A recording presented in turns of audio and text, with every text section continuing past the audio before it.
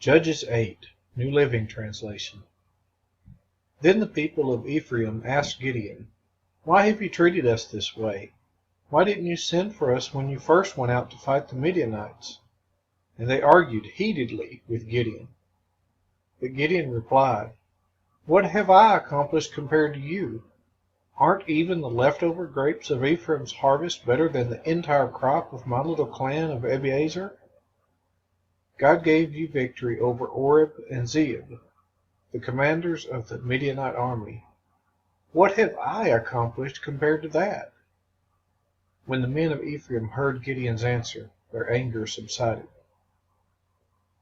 Gideon then crossed the Jordan River with his 300 men, and though exhausted, they continued to chase the enemy. When they reached Succoth, Gideon asked the leaders of the town, "Please give my warriors some food. They are very tired. I am chasing Zebah and Zalmunna, the kings of Midian." But the officials of Succoth replied, "Catch Zebah and Zalmunna first, and then we will feed your army." So Gideon said, "After the Lord gives me victory over Zebah and Zalmunna, I will return and tear your flesh with the thorns and briars from the wilderness." From there Gideon went up to Peniel and again asked for food, but he got the same answer. So he said to the people of Peniel, "After I return in victory, I will tear down this tower." By this time Zebah and Zalmunna were in Karkor with about 15,000 warriors, all that remained of the allied armies of the east, for 120,000 had already been killed. Gideon circled around by the caravan route east of Nobah and Jogbehah, taking the Midianite army by surprise. Zebah and Zalmunna, the two Midianite kings, fled, but Gideon chased them down and captured all their warriors.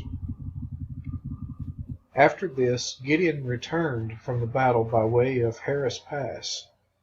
There he captured a young man from Succoth and demanded that he write down the names of all the 77 officials and elders in the town. Gideon then returned to Succoth and said to the leaders, "Here are Zebah and Zalmunna. When we were here before, you taunted me, saying, 'Catch Zebah and Zalmunna first, and then we will feed your exhausted army.'" Then Gideon took the elders of the town and taught them a lesson, punishing them with thorns and briars from the wilderness. He also tore down the tower of Peniel and killed all the men in the town.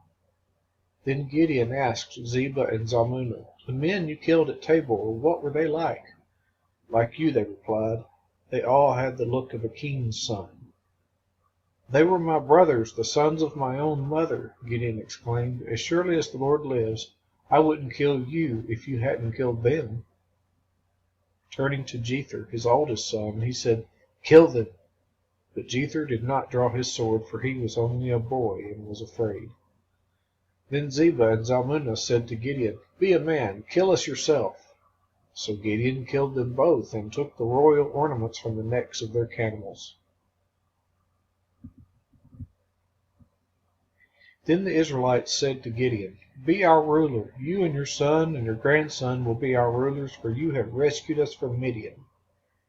But Gideon replied, "I will not rule over you, nor will my son. The Lord will rule over you. However, I do have one request, that each of you give me an earring from the plunder you collected from your fallen enemies." The enemies, being Ishmaelites, all wore gold earrings. "Gladly," they replied. They spread out a cloak, and each one threw in a gold earring he had gathered from the plunder. The weight of the gold earrings was 43 pounds, not including the royal ornaments and pendants, the purple clothing worn by the kings of Midian, or the chains around the necks of their camels. Gideon made a sacred ephod from the gold and put it in Ophrah, his hometown. But soon all the Israelites prostituted themselves by worshiping it, and it became a trap for Gideon and his family. That is the story of how the people of Israel defeated Midian, which never recovered. Throughout the rest of Gideon's lifetime, about 40 years, there was peace in the land. Then Gideon, son of Joash, returned home. He had 70 sons born to him, for he had many wives. He also had a concubine in Shechem who gave birth to a son whom he named Abimelech. Gideon died when he was very old, and he was buried in the grave of his father Joash at Ophrah in the land of the clan of Abiezer. As soon as Gideon died, the Israelites prostituted themselves by worshiping the images of Baal, making Baal-berith their god. They forgot the Lord their God, who had rescued them from all their enemies surrounding them. Nor did they show any loyalty to the family of Jerubbaal, that is Gideon, despite all the good he had done for Israel.